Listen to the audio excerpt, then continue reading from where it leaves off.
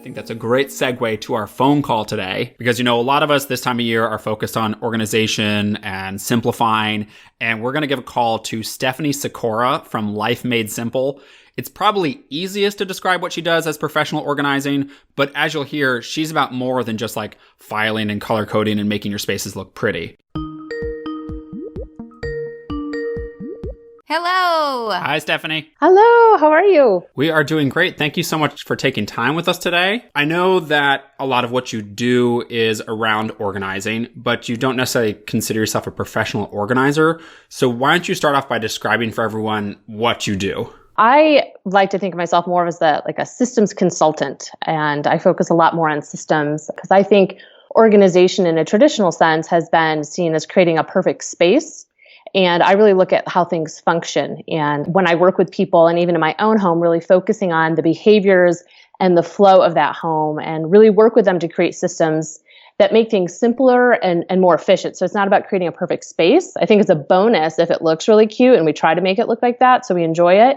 But it's really about creating a space that flows and works well for that family and for that individual. Yeah, I think one thing we've realized in our own home is that you see all the pictures on Pinterest that really inspire you to get organized because there's color coding and labels and all the same boxes. But at the end of the day, it has to work for your particular household and how your own brain likes to keep things organized. So it can be the prettiest thing in the world, but if it doesn't actually work, what's the point? Absolutely. And I think a lot of people reach out to me because they've tried things. They're like, I saw this, I bought these bins, I did this, and it just keeps falling apart. And it's because they're really focused on the aesthetics and not the functionality of it. So it's really diving in to figure out what's working, what's not working. How do you utilize the space? What's the goal of the space? And, getting real about what happens in your entryway. Do people just drop their stuff here? Okay, well, let's work with that, because we can put the prettiest bin and the best label, but that's not going to motivate a 5-year-old or even a 40-year-old man to put their shoes in there if it's not really taking into consideration those habits and behaviors. And I realize we're getting right deep into the organizing, but I wanted to ask about your background because I feel like it's so interesting how you came to this profession that you do now because you used to work in healthcare, right? Yeah, I was in healthcare for 15 years. And so how did that turn into this? So when I started in healthcare, I was on the clinical side. So I'm actually an exercise physiologist by training. So I worked in cardiac care for many years and then started doing some administrative work, which involved process improvement is what it's called. And that's looking at physical spaces and also patient flow and identifying where is there opportunity for efficiencies. So I would look at, operating rooms or exam rooms and where are things placed and how can we, create more efficiencies, eliminate steps. And so I learned a lot about, really optimizing spaces and flows and all those kind of things that I bring into the work that I do now. And how could someone maybe apply that to their everyday lives or their home? Because they might say well, my house is in an operating room, so I don't see how that could help. I'm not doing many surgeries at my house.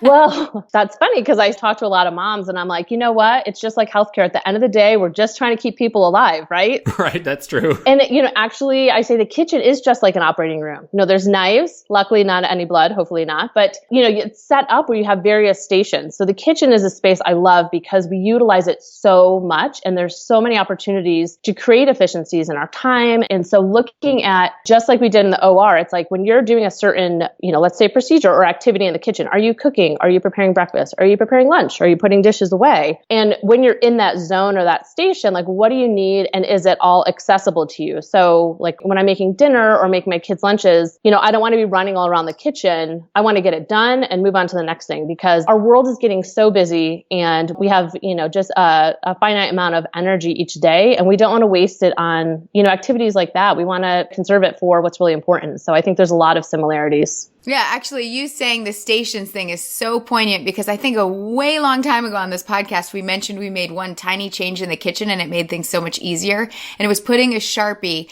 in the drawer with the bags. Yes. Because when we make lunches for our kids, we have to label one snack for our son. That's the way they do it at his preschool. And we used to run all the way across the kitchen to the junk drawer to get the Sharpie every day. And then we were like, oh my gosh, put a Sharpie in the drawer. It's right next to the bag. And it literally makes it so much easier, even though it's saving us 5 steps, but it's just cute cumulative, like over the time that we make lunches all the time, it saves us that step. And it just makes us feel kind of on top of things, which is a nice feeling to have when you're doing something you just don't like to do. At least you feel like you're doing it the most efficient way possible. We're the same way. We have a preschooler. We got to label everything because in the morning, like 5 seconds can feel like an hour sometimes, depending on how your morning's going. And I should add, like, I think you were mentioning recently, Sherry, that you shared your closet and how, you had a minimal wardrobe, which was fabulous. And I was watching the video. And if you recall that one. Oh, yeah. Oh, yeah. That video. I loved it. And then I watched you. You're like, here are my clothes. And then I go out here and here are some more of my clothes. And I go over to this dresser and here's like my undergarments. I was like, wait, you go to 3 different places to get dressed? I was like, no, girl, you put that all together. You stand in one place and get dressed. I know. I really want to renovate our closet and make like drawers in there and a whole system.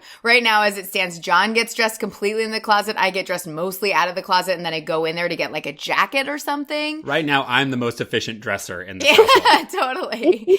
No, but I'm with you. I want everything together. I tell John every day, we've lived 5 years like this and I'm ready to have everything together. Oh, that's exciting. Well, because you talk a lot about how the physical decluttering of a space or organizing of a space has impacts like on our actual brains, like the way that our brains see our house and how we actually have like a mental lightness. Yeah. And, I can tell my own story where I felt like, what's wrong with me? Why does a cluttered countertop make me feel anxious or stressed? I could just see how I would show up differently depending on how clean my kitchen was. And there's a lot of studies out there now, and they confirm that like cluttered environments trigger a stress response in our brain. So the same thing as when, in the caveman era, when we were chased by a saber-toothed tiger or a bear, it's creating that same stress response. And I said, when I get funding, I'm going to do my own study and show how a clear countertop is just as effective as like meditation or gratitude exercise, and how it really does quiet the stress response and wake up that part of the brain that allows us to be more present and calm and creative.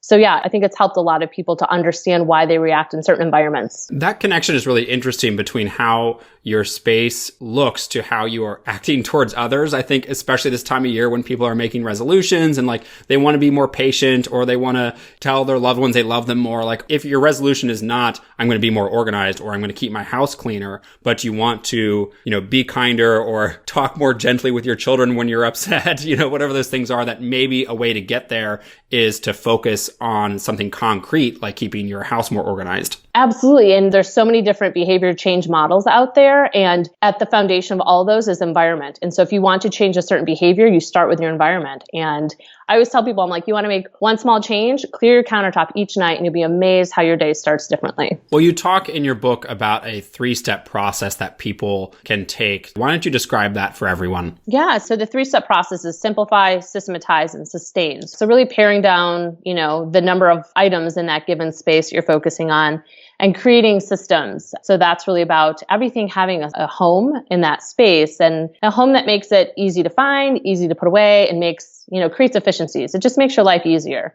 And then the last one is sustain, because often people think it's a one and done project. If you're going to focus on a space, like say your entryway, for example, continually being intentional about what you're bringing into that space. Because you've done all the work to let go of some things and, pare down, and then to just bring more stuff in will take you right back to where you are. And then the system, it really reevaluating from time to time how this system is working. So in the entryway, is it ski season? Is it swim season? So I need to adjust our system. I need to bring down the swim stuff, put up the ski stuff. So thinking about it as this continual process will help you from getting back into that overwhelmed state. And I get the question all the time about like kids' toys. What should I do to organize my toys? Should I put them all in separate little bins? Should I do all these little things? And I'm like, you know what I do? I like put them in a bin for my kid and I close the bin because that makes me happy and it's easy and my kids can do it. I'm like, I've tried the whole like separate figures and separate bins and separate colors. And I'm like, that is not sustainable. So when I open it, is it like, Pinterest worthy? No, but it works for us. So letting go of that expectation that it has to look perfect. It's really about how does it function for you and does it make your day simpler? Yeah. What I've discovered is I am more frustrated. Like the brain drain comes from when I see a toy they never play with, but they dumped on the floor to get to another toy. That frustrates me more than any sort of unmatching bin or basket scenario. Right. And then also thinking about, like you said, if they have to dig through stuff to get to what they want, but adjusting that bin, like maybe a deeper, shallower bin, if that makes sense, like it's long, but it's shallow so that they can see what they need and they're not digging through stuff. So looking at how do we adjust that system so that they can get to what they need easily, even after you pare down. While we've been talking, I've been thinking a lot about the knife drawer in our kitchen. I don't know if it's because we talked earlier about the kitchen being like a surgical suite,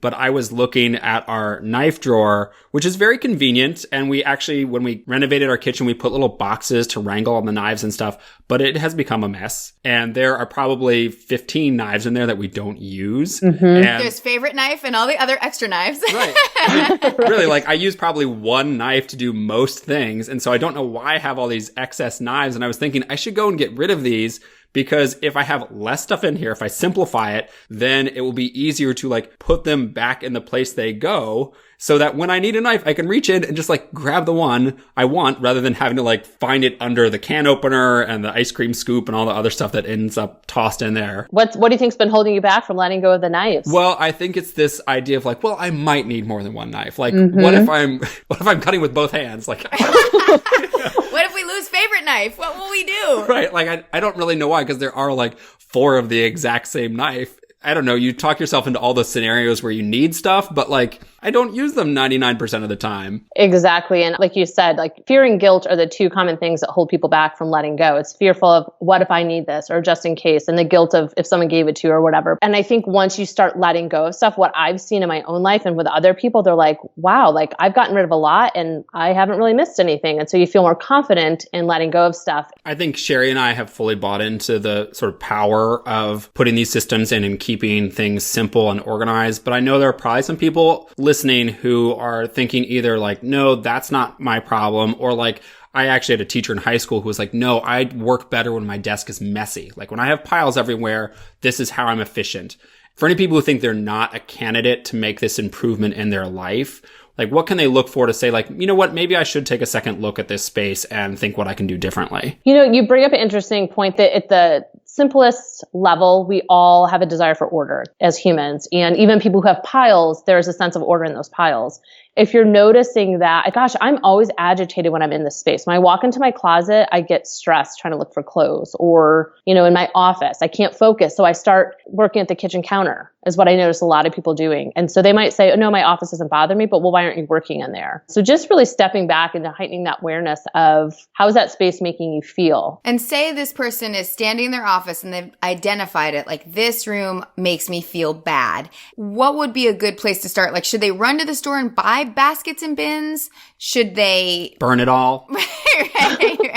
Like rearrange the furniture? If you were standing there with a client and they were like, this is the space I need your help with, what would you guys do? I would say start small, start with one pile. And I would also say do not go to the store and buy bins, because bins are great if there's a system that they're supporting. And often people buy them thinking they're going to solve their problem, but all it really does is exacerbate the problem. And so if you're in your office and it's super cluttered, I would say pick one pile and just start there, really just paring down, because you can't build a system until you know really, you know, what you have. And that's why that simplifying is that first step. And so just starting small, start with one pile, and you'll be like, oh my God, this feels amazing. And it'll help you to keep going. And what if someone is at this point in the organizing process where they recognize there are items they don't use every day, but they're not quite ready to get rid of them? Yeah. So, you know, there's a couple of different things people can do is, box them up and like date them. And I say, put a reminder in your calendar and be like, and then go find the box when it alerts you. And if you haven't used them, let them go. Or I had a client once, actually, she put things high up in her kitchen, because I always say organized spaces based on frequency. And those things used most frequent have them very easy to reach, and then least frequent going out and up, where you have to kind of climb to get to them. You can do that in your kitchen. If you're like, I'm not ready to let go of this, but I don't know if I use that often, put it on the top shelf. And in 6 months, if those things are up there and you haven't moved them down to use them, then that's your signal to let them go. That's such a good tip just on its own. Like, think about the prime real estate in your kitchen that's right where you always are, and it's eye level or easy to grab. And that should be the stuff you use the most. Absolutely. And that's the question I always ask people. So once we've pared down things, then it's always like, how frequently do you use this? How frequently? I'm always asking. And that helps us to determine, okay, where should we put this? And what would you say to people? I always ask this of organizing experts because it's a personal challenge John and I have. We have like problem areas that don't sustain. Like, we will clean the garage and we will spend hours or a weekend doing it, and we will get it to exactly where we want it. But just based on like what we do, which is fix up tables or renovate houses, we recollect things, like a table we need to sand down and stain ends up in there, and then kids' stuff ends up in there, and it just sort of like creeps back to being just as awful as it was before the weekend cleanup. What is our problem? Why can't we keep this place under control? Well, garages are tough. I mean, they say they're like the new junk drawer and things just kind of land there. And once we just start setting stuff in a certain spot, it almost like attracts other things. So like countertops or in the garage, if we just start setting stuff, like our garage is the same thing. My husband just throws things on the bottom shelf. And so then everyone just throws things on the bottom shelf and it drives me crazy. But it literally, like, clutter attracts clutter. And I define clutter as just something that's kind of tossed somewhere, you know? And so, yeah, so I would say it's probably, you know, is there an opportunity to adjust the system? And then are things just collecting other things? I think what Stephanie is saying, Sherry, is that I should move the recycling bin closer to the door so you no longer just throw empty boxes into the garage for me to deal with at some point. My vice in my marriage that my husband hates the most is I launch boxes I don't want to break down into the garage because he takes great joy in breaking them down. I don't. It's my gift to you. So if it were not at the far end of the garage, maybe they would go right into the recycling bin and not just be in limbo for me to deal with. Well, they need to be broken down by someone who likes doing that. Baby steps. Well, Stephanie, thank you so much for taking the time with us today. We'll make sure in the show notes we put links to all your stuff so people can check it out. Awesome. Thank you so much. Talk to you later. Bye.